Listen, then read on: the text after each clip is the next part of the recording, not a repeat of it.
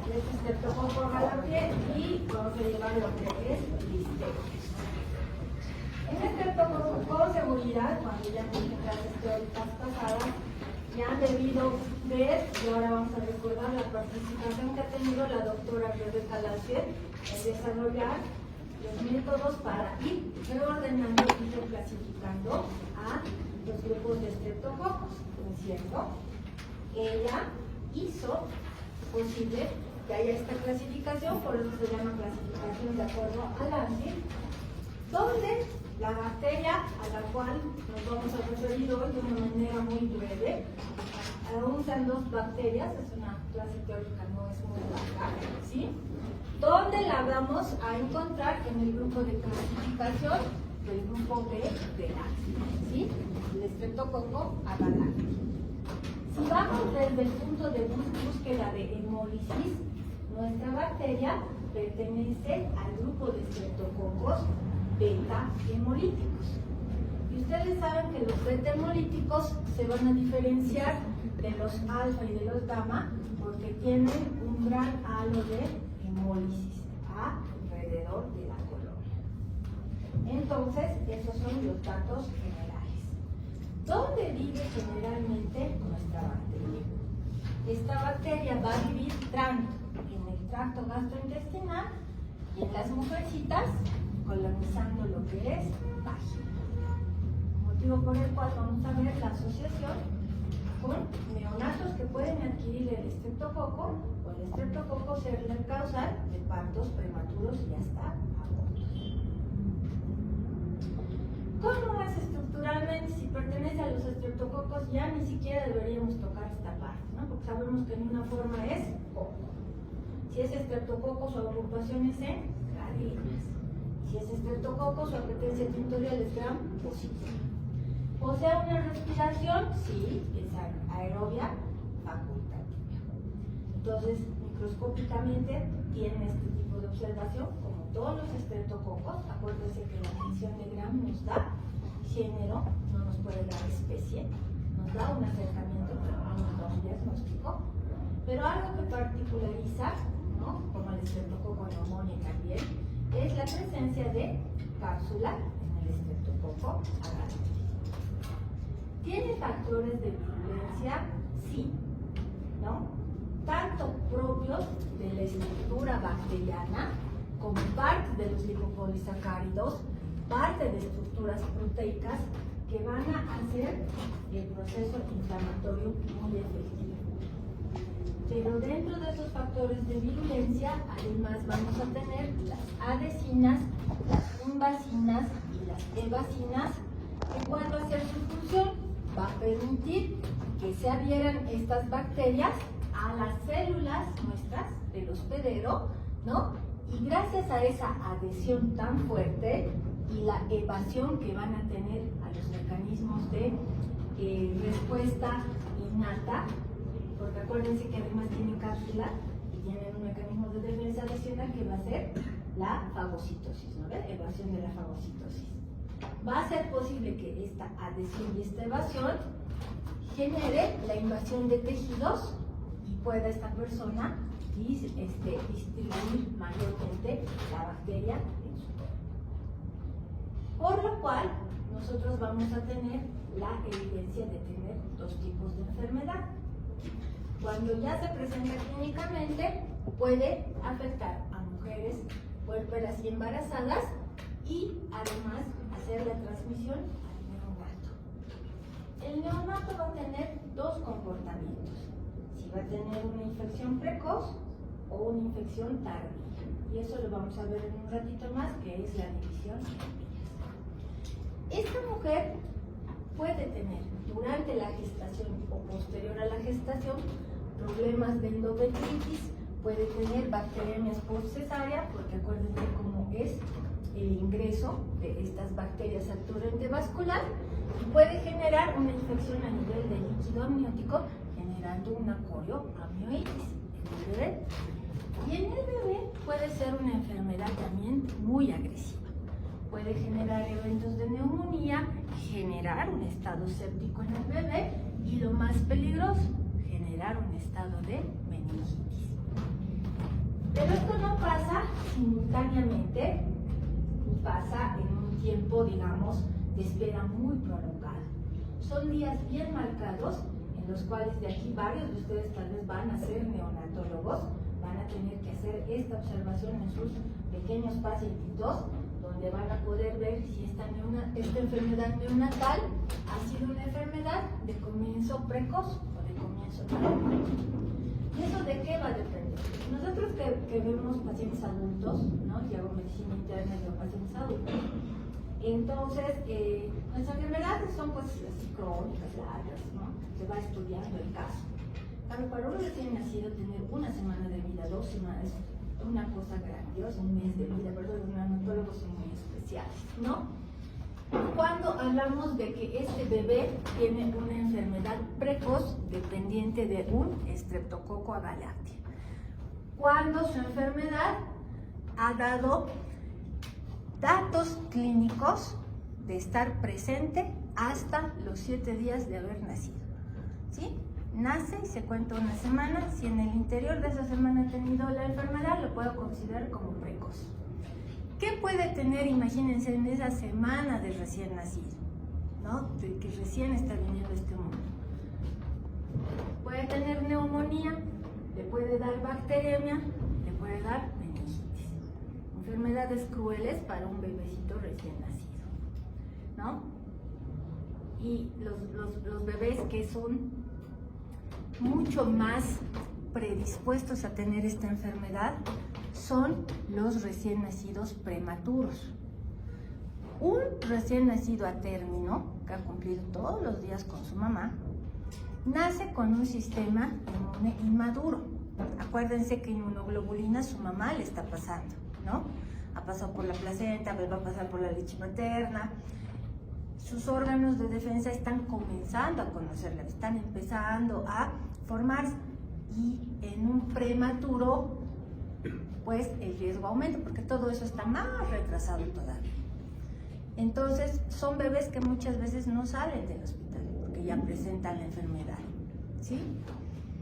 Cuando hablamos de un comienzo tardío, si estos 7 días no ha tenido nada el bebé, y a partir de los 7 días de la semana cumplida, pero haciendo un corte, no es indefinido.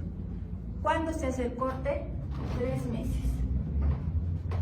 Si después de la semana, hasta que cumple 3 meses, presenta la enfermedad, los síntomas, la clínica de una estreptococia, ¿no? Podemos sospechar que ha sido este agente el que ha causado la enfermedad. No puede tener otras cosas, pero hacemos un corte. Y aquí, ¿qué es lo que puede pasar? Lo más grave que se espera, que es tener un proceso de meningitis. Y estas meningitis son muy severas en los bebés, ¿sí? Son muy severas, de presentación muy brusca, muy agobiantes, y pues generan mortalidad, generan alta mortalidad, porque acuérdense que no tenemos ese momento una vacuna, nada para que nos pueda haber generado una memoria o una antitoxina para ir a luchar en contra de los elementos que esté produciendo la bacteria, no la tenemos. Y muchos de los bebés que enferman de un modo muy crítico a nivel de meninges y les da una meningitis muy severa, pues terminan presentando secuelas neurológicas, ¿sí? Secuelas neurológicas. Ya será en motricidad, ya será en habla, ya será en órganos de visión, de audición. Entonces hay que ver qué secuela le ha producido, y eso se verá en el desarrollo que vaya a tener el bebé, ¿no? En los siguientes meses que van a venir de observación. Ahora, en la mujer, ¿qué puede causar? Una endometritis postparto, ¿no es cierto? El bebé ya nacido y ella tiene, también puede tener a su bebé. Una infección genitourinaria también le puede causar. Y lo que nosotros siempre debemos vigilar al ver adultos. Si no ha habido una siembra bacteriémica, que puede terminar siendo en una neumonía o hacer una sepsis por bacteriemia, o una infección de partes y tejidos blandos a raíz de la infección que ha habido a nivel del útero. Entonces son cosas que se van controlando. ¿El 100% de personas van a tener? No. ¿Se puede hacer una búsqueda activa para ver si hay mujeres que portan? Sí. lo hacen los médicos familiares, los médicos generales, los ginecobstetras, hacen un seguimiento de la mujer embarazada, tanto sintomatológicamente como para pedirle pruebas, sí se puede hacer. Entonces es algo que se ve en el transcurso del cuidado de la mujer gestante. Muchos de ustedes van a hacer de aquí ginecobstetras, lo van a hacer con más precisión, y el resto también, porque el que trabaja en medicina general hemos dicho que ve todo, y eso incluye a mujer embarazada. Y si trabajo en área y provincia, más todavía, ¿no? Más todavía tengo que ver. Entonces, ¿qué puedo hacer para diagnosticar? La clínica y el antecedente epidemiológico comanda. Puede tener secreción, puede tener algo, tinción grave. ¿Puedo mandar a cultivos? Sí. En el laboratorio saben qué cultivar y ustedes ponen sospecha de, ¿no? Mujer gestante con sospecha de Streptococcus agalactiae. Por eso ellos en el laboratorio van a sembrar y van a tener los medios enriquecidos. En estos casos de bacteriemia y pensar que ha sido el foco, ¿no? El foco genital, el punto de partida, pero está la mujer haciendo bacteriemia, se hacen hemocultivos. En el bebé que está entrando en sepsis también se hace hemocultivos. Se puede hacer frotis rectal o vaginal, ¿no? En gestantes para ver si hay una prueba de positividad en ácidos nucleicos de acuerdo al estreptococo que estamos buscando, en este caso el agalactiae. Entonces se puede hacer. ¿Qué más? Puedo hacer una detección de pruebas antigénicas, ¿no? Busco el antígeno capsular. En este caso, buscaré la prueba para Streptococcus A, para Streptococcus B y las pruebas serológicas. Entonces, puedo hacer muchas cosas, pero termina siendo un diagnóstico casi clínico. Termina siendo un diagnóstico clínico. El abordaje terapéutico es muy interesante, ¿no? Para el abordaje terapéutico tengo que primero saber muy bien las familias y las familias de antimicrobianos que puedo utilizar. En primera instancia, al ser un poco gram positivo y tener una gran pared, de preferencia voy a escoger ¿qué? Beta-lactámicos. Entre los beta-lactámicos, ¿qué voy a elegir primero? Penicilinas, ¿no? Y dentro de estas la amoxicilina también. Luego puedo ir rotando, ¿no? Si no tuviera penicilina, si mi paciente es alérgica a las penicilinas, entonces se puede escoger, ¿no? Quinolonas, de preferencia quinolonas tipo levofloxacina, ¿no? Puedo utilizar clindamicina, puedo utilizar otro beta-lactámico que ya son cefalosporinas de tercera generación, y finalmente me iré por la vancomicina en cuadros de una sepsis grave. Entonces, como siempre hemos hablado, no se escoge al azar, uno va escogiendo y seleccionando el esquema antimicrobiano de acuerdo a la presentación del caso. ¿Sí? Muy bien. Streptococcus agalactiae es así de chiquitito y corto. Ahora, ¿quién tenemos que ver? A la listeria. ¿Sí? Esto es bien interesante. Se van a poner a pensar que es bien interesante. Se dan cuenta de quién lo ha descubierto por casi que se llama, ¿no? Porque siempre es homenajeando a alguien. Aquí ha sido lo mismo, miren. La listeria descrita por primera vez fue aislada y de todo empieza, ¿no? Hasta que alguien propone que en homenaje a Silvio Lister se llame listeria. Y siempre son sus imágenes así antiguas, esos salones grandes, ¿no? Como modo imaginativo, ustedes deberían ver qué cosa podría llamar su bacteria si ustedes la descubren, ¿no? La menor que cada uno de ustedes podría llamar la bacteria. Sonaría bien interesante. Casi toditas llevan el nombre de que la descubrieron. ¿Y esta listeria dónde vive? Esta listeria está distribuida en la naturaleza, en todas partes, ¿no? Y eso hace pensar, cuando nos hablan de distribución en todas partes, nos hace pensar de cómo se adquiere. Y cómo se adquiere es bien interesante al ver las formas y mecanismos de transmisión. Se distribuyen en la naturaleza, incluidos suelos, aguas, ¿no? Y eso es de algunos animales, pero puede colonizar alimentos. Eso es bien interesante y sobrevive en condiciones de refrigeración, lo cual lo hace una bacteria para los que tienen amigos y familiares en lo que es, ¿no? Ingeniería de alimentos y demás, es parte del desarrollo de lo que hacen en su actividad, porque termina siendo una bacteria peligrosa para la seguridad alimentaria. ¿Sí? Por cómo se bebe. ¿Cuáles son sus características? ¿No? En la forma es un vacío. ¿Cómo se agrupan? No se agrupan. ¿no? O puede venir en cadenas cortas. Es un bacilo gram positivo. Es anaerobio facultativo. Y algo interesante, que se mueve. Entonces es un bacilo sin agrupación o cadenas cortas, gram positivo, es anaerobio facultativo, móvil. Esas son sus características fundamentales. ¿Qué factores de virulencia va a tener? Aquí vamos a tener en cuenta una muy especial y particular, que es bonita en cómo la bacteria va a invadir las células. Tiene internalinas, ¿sí?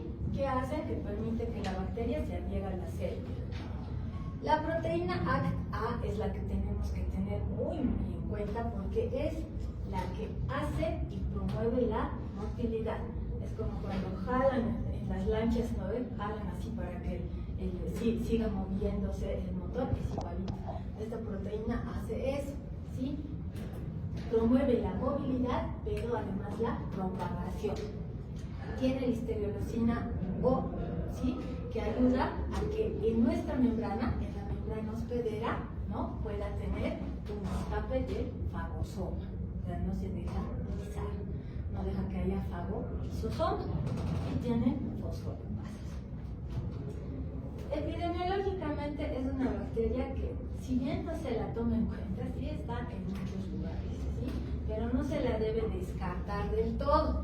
¿Por qué? Porque habíamos dicho que forma parte de lo que es seguridad alimentaria, por lo que puede contaminar alimentos como leche, leche que no está pasteurizada, el queso, la carne cruda, los embutidos, y las personas que corren mayor riesgo de enfermar siempre van a ser personas con sistema inmune comprometido.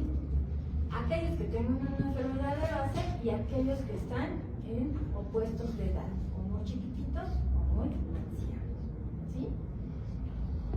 ¿Cuáles son las formas de transmisión que vamos a tener? La forma de transmisión por contaminación de alimentos, ¿no?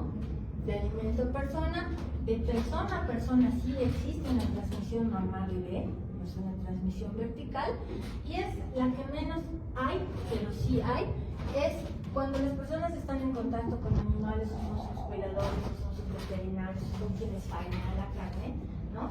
Pueden adquirir la enfermedad del animal enfermo. Entonces, habíamos visto esta parte, ¿no es cierto? Que habíamos dicho que vamos a tener una particular observación en la proteína ACT-A, que hacía que impulsaba y promovía la motilidad de la bacteria. Este es un dibujo antiguo, muy simple, pero es bien interesante porque nos habla de cómo va ingresando. Si se fijan, dice, hay la entrada a la célula hospedera, ¿no?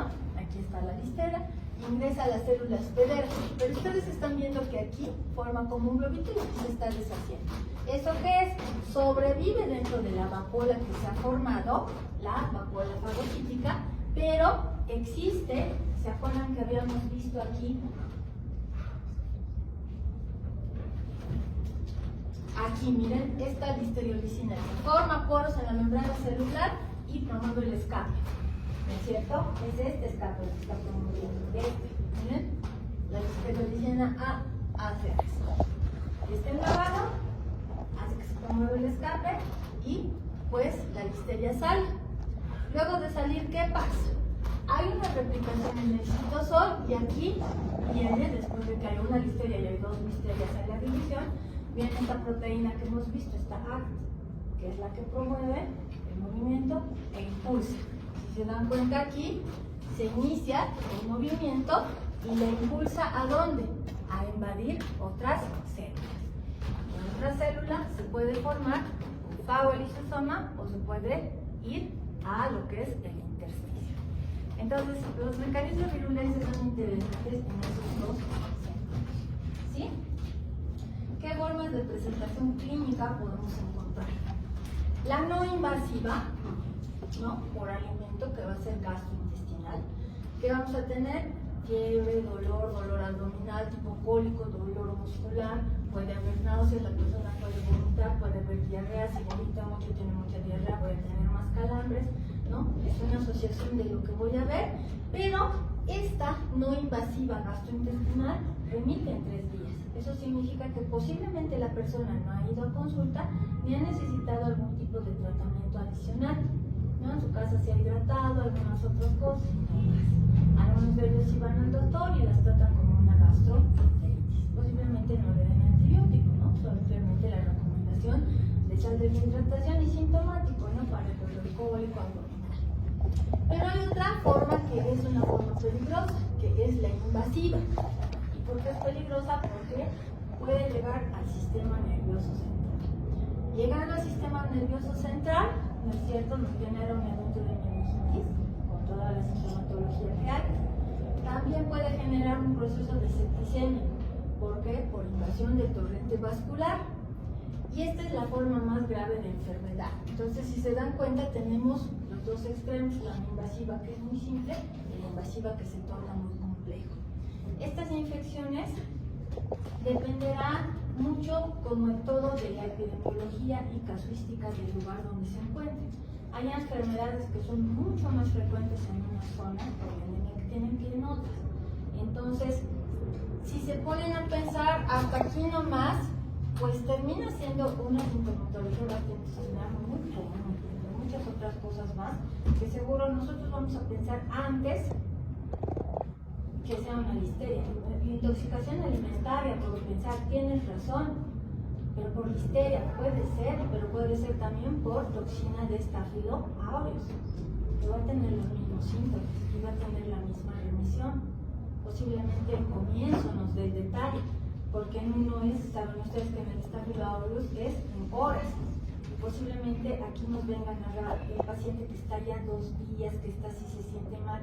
Entonces son detalles de los cuales nosotros tenemos que aferrarnos para ir haciendo el algoritmo diagnóstico. ¿Cómo lo puedo diagnosticar? Como hemos hablado ahorita, epidemiológicamente ayuda mucho. Han visto que la clínica es bien difusa, aún sea meningitis, el diagnóstico de esa persona es meningitis, punto. No sabemos la causa de la meningitis, la puede causar, ¿no?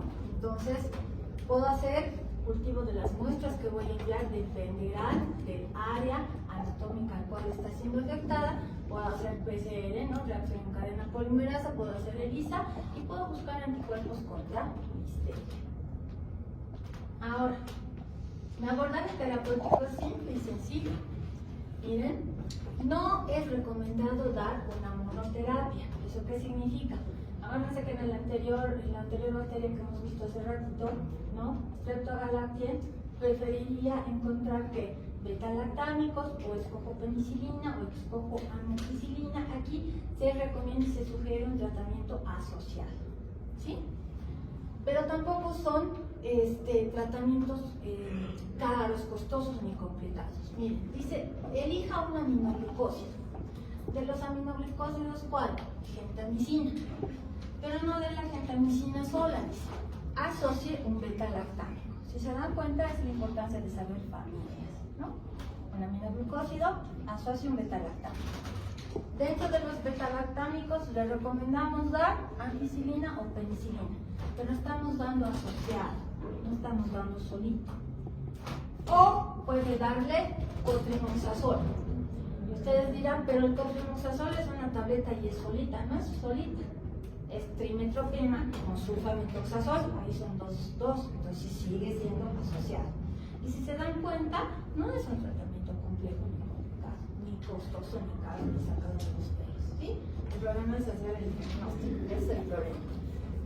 ¿Puedo prevenir? Sí. Y ya les he dicho, prevengo una cosa por un sistema, prevengo todo lo que se transmite de la misma manera. Si aquí estoy viendo que hay contaminaciones de agua, de todo eso, entonces las personas deben evitar comer alimentos crudos, mal lavados, parcialmente cocinados. Y si hago eso, educo a la comunidad, la educación va a llevar a que este evento no solamente me vaya a prevenir la listeria, así que puede ser muy exótica, me está previniendo desde parasitosis, me está previniendo hepatitis A, me está previniendo Escherichia coli, que son las que pueden contaminar agua, ¿no? Me está previniendo cosas que se van a transmitir por lo mismo. Entonces, si se dan cuenta, sigue siendo una de las grandes prevenciones hacer educación en todo lo que es la comunidad. ¿Sí? Muy bien. ¿Alguna duda o consulta que tengan de cualquiera de los dos temas? Diga usted. El Streptococcus agalactiae, ¿hay alguna semana recomendable para tomar la muestra? En la mujer? Sí, edad de ¿Gestacional? Sí, se dice que se puede hacer un corte a la semana 35, a la semana 35 de gestación. No se puede ir muestreando a mujeres embarazadas, por si acaso, ¿no? No se puede hacer por si acaso todo. Antes se iniciaba, haciendo un paréntesis, ¿no? Se iniciaba tratamiento en personas, mujeres embarazadas que tenían laboratorios muy positivos a bacterias que puedan generar infección urinaria. Ahora se espera que tengan una sintomatología vaga, ¿no? Para iniciar tratamientos. Cambian las cosas mucho con la temporalidad. Pero digamos, a la mujer embarazada no puedo estarle mostrando todos los datos. Lo que puedo hacer es el paso inverso, no tiene nada y yo generar una infección. ¿Sí? ¿Alguna otra duda o pregunta que tenga? ¿Nada? Listo, bueno, vámonos.